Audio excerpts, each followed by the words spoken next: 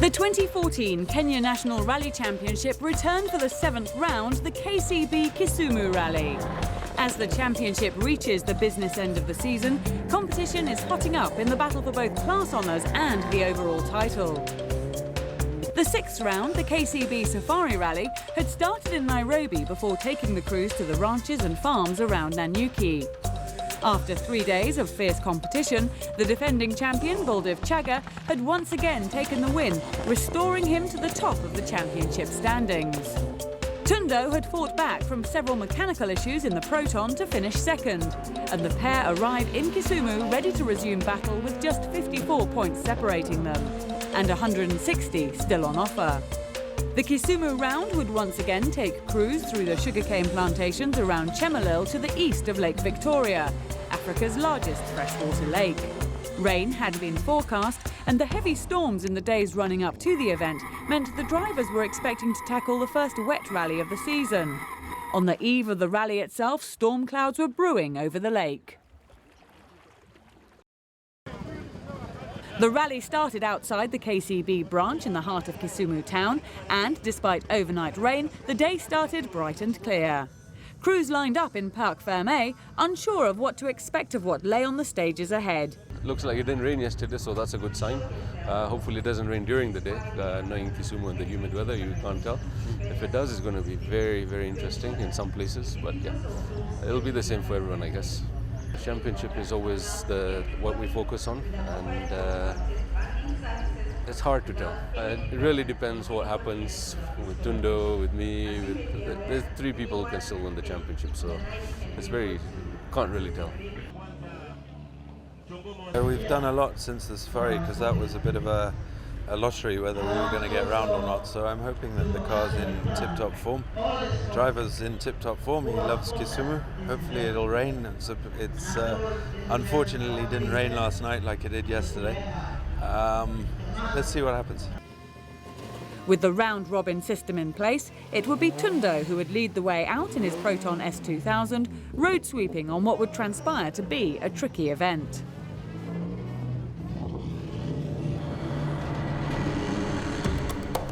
The route took the crews east towards Chemelil, with the service park and HQ based at the Kibos Chemisei plantation. Stage 1 was a short 10-kilometre section from Miwani to Kabonyo before a service and refuel. Stage 2, dubbed Nucleus, was a series of doglegs through the sugar plantations, long straights and junctions before a 27-kilometre section from Chemelil to Sonkor. The 4th stage started at Darajambili before looping back to the Chemisei, 28 kilometres long, with the final 4 kilometres doubling as the spectator stage. The crews then had another service before repeating stages 2, 3 and 4. The finish would be back at Chemisei, with prize giving to be held beside the spectator stage. The first stage started with a 2-kilometre long straight, taking the crews from the main road towards the escarpment, before a more technical section along the base of the hills, finishing with a quick dash back to the main tarmac. Despite the recent weather, it remained dry and dusty. Tapio Laukkanen stunned the local crews by setting the fastest time. A full 25 seconds quicker than the chasing pack, he was clearly enjoying the chance to compete and unintimidated by the rough. Onka Rai was determined to turn his miserable season around and went second fastest in his Evo 10, 9 seconds ahead of Tundo. Tundo, road sweeping and lacking the top-end speed of the Group N cars, was third fastest, but keeping his title rivals behind him on the short opening stage.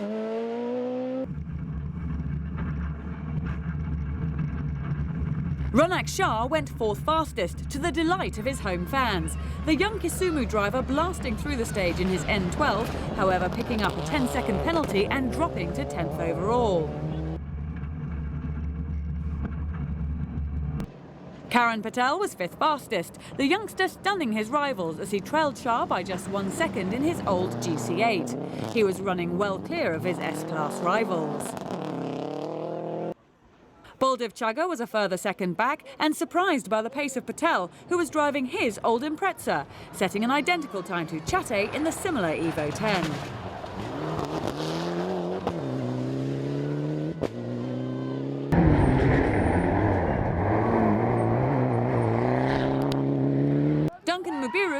trip from across the border in Uganda to compete again on Kenyan soil, and after an impressive outing on the safari, was cheered on by his fan club to set the 8th fastest time.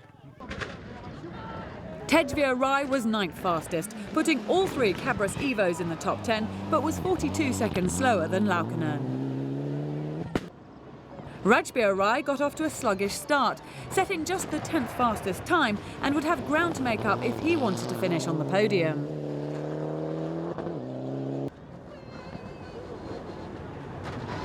Amwari's woes continued after his suspension broke, damaging the steering and affecting the handling. As we ride on board on the long straight towards the flying finish, he loses all steering and veers off the road, ending up in a ditch within sight of the control. The crew, however, simply relieved not to have rolled.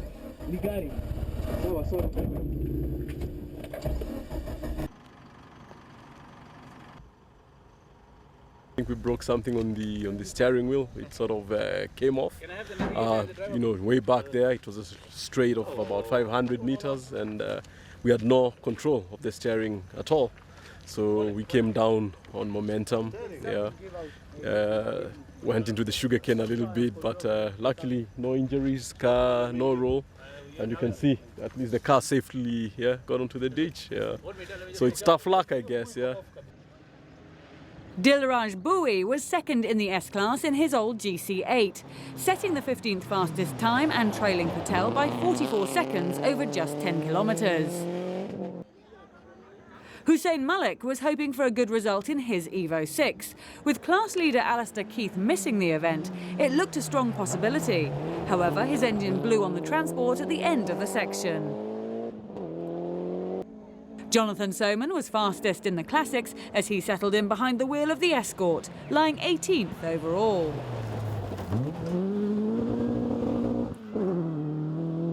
Aslam Khan had also made the long trip to Kisumu and went 2nd fastest in the Porsche, 10 seconds behind Soman. Ranjit Semi was the only other Classic entry on the event and trailed his rivals by over a minute.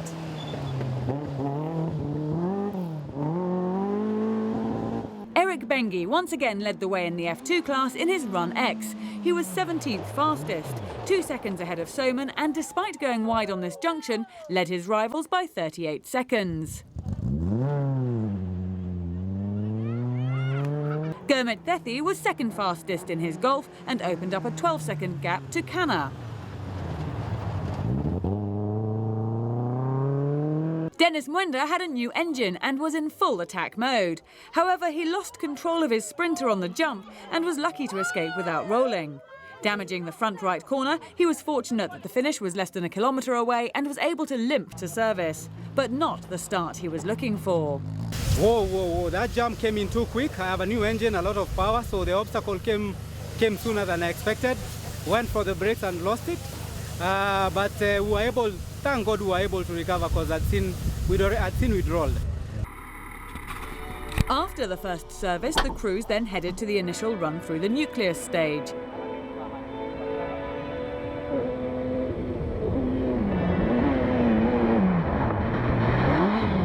As we ride on board with Jasmeet Channa, we get a taste of the stage as the cars race between the sugarcane fields.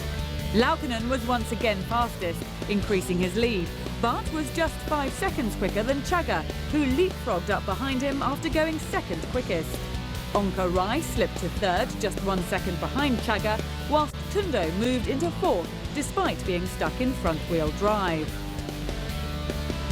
But it was this stage that would see the demise of Chate, who went straight on at this junction after his brakes failed, and he was forced to retire.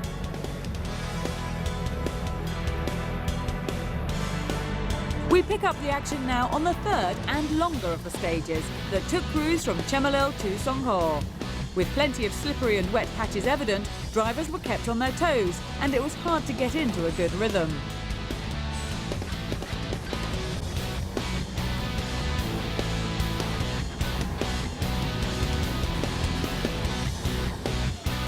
The Toyota-sponsored Zero car was once again on hand to clear the stages and make sure locals were aware of the approaching rally action. It was here that Laukkanen's heroics would end after the Finnish driver went off. ripping both corners off the right-hand side of his car after hitting the bank and ending up in this ditch. About 200 meters further down the road on a straight line, we broke the front rim, and obviously after that we lost all the brakes as well, and ended up here. Unfortunately, there were some big stones, so we broke a little bit more than expected, so we couldn't carry on anymore. Rajbir Rai was up to speed again and went fastest, 16 seconds quicker than his rivals, and having been third fastest on the previous stage, he now led the rally with a 12-second cushion over Tundo.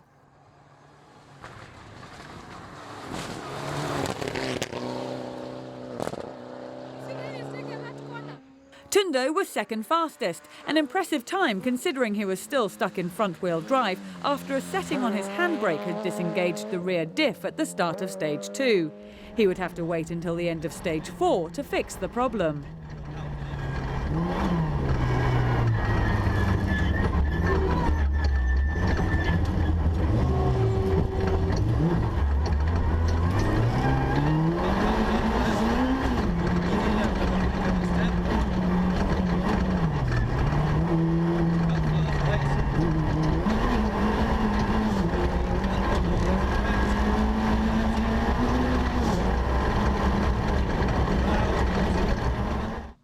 Karan Patel was third fastest, an incredible time for the youngster, who had dropped back to 10th on the previous stage, but was now once again climbing up the placings and sitting in 4th place overall.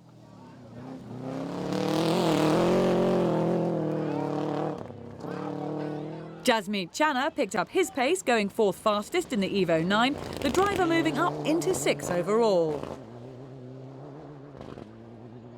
Duncan Mubiru was 5th quickest here, just 3 seconds separating Patel, Chana and himself.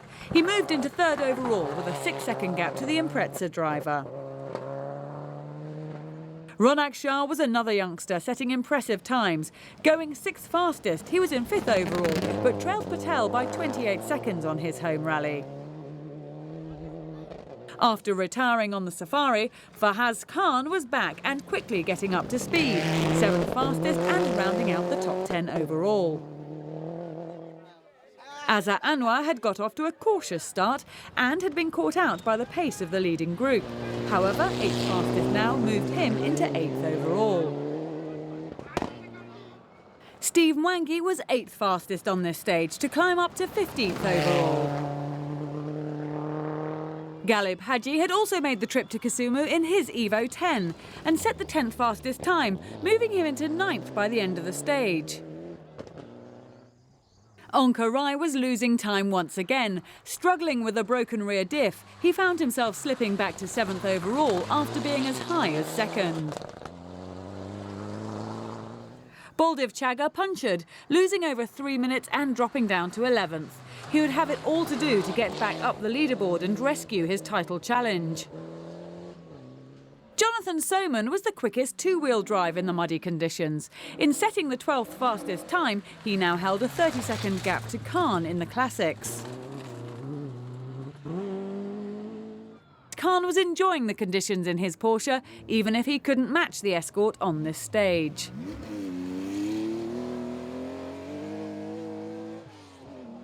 Eric Bengi led the way in the F2 class, beating his rivals by 45 seconds to extend his lead to over 2 minutes. Dennis Mwenda had repaired his car and was once again on the attack as he attempted to recover positions. Varese also looked on the attack, knowing a win would almost certainly seal the title for him, but he had work to do if he wanted to catch Bengi. Nishal Shah was another young driver enjoying his home event and went 4th fastest in his Golf.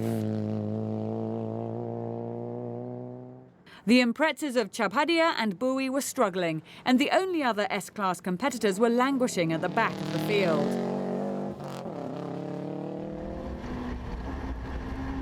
As the action moved to the 4th stage, the competitors could once again expect some very quick rallying, with long straights that would keep the cars right on the rev limit.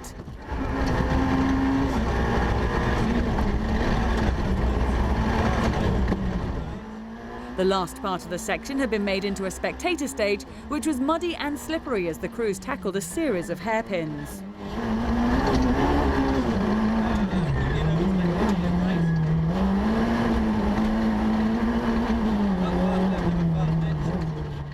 Despite still only having two-wheel drive, Carl Tundo was fastest, 29 seconds quicker than his rivals, and the stage win meant he overhauled Rai and moved into the lead with a 31-second cushion.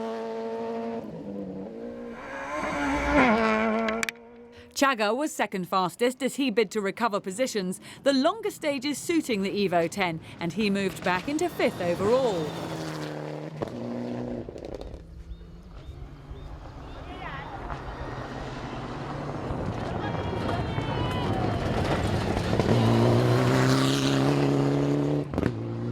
Rajbir Rai was third fastest, but lost 43 seconds to Tundo and dropped into second, 31 seconds off the lead.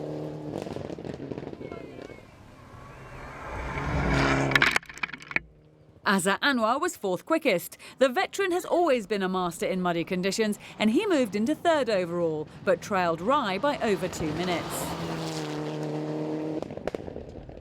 Channa was once again going quickly and set the fifth fastest time. However, he dropped back to seventh as Chaga moved up the leaderboard. Ronak Shah posted a sixth fastest time, but also lost out to the hard-charging Chaga, slipping to sixth and 3 seconds adrift of the Evo 10.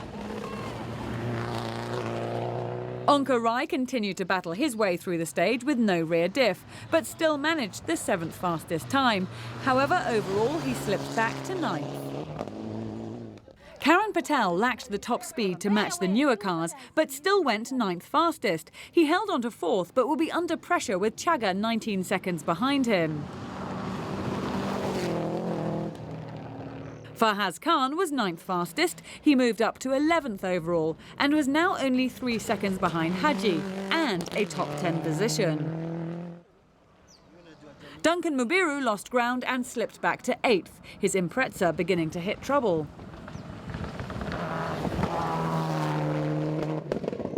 Haji set an identical time to Mubiru, the pair going 11th fastest. His top 10 position was coming under threat from Khan.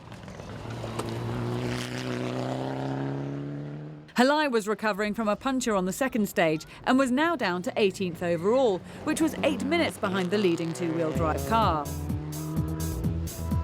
The second service of the day was a hive of activity. The front runners had all hit various problems and the mechanics would have plenty of work to do. The mechanics in Tundo's camp were still learning their way around the new car, but after tweaking the pressure setting in the complex handbrake system, they were able to activate the rear diff and get the Proton back into four-wheel drive. Yeah, we're driving like a front-wheel drive, two-wheel drive car. It's quite interesting. Yeah, I don't know in the last sector. Yeah, but once you get the hang of it, you're obviously losing forward drive. But once you've got the handle of it, it's okay. We're going. There's a lot of people that are not. On arriving at service, Chaga discovered his oil pressure had dropped, leading to an anxious wait to see if he'd be able to continue.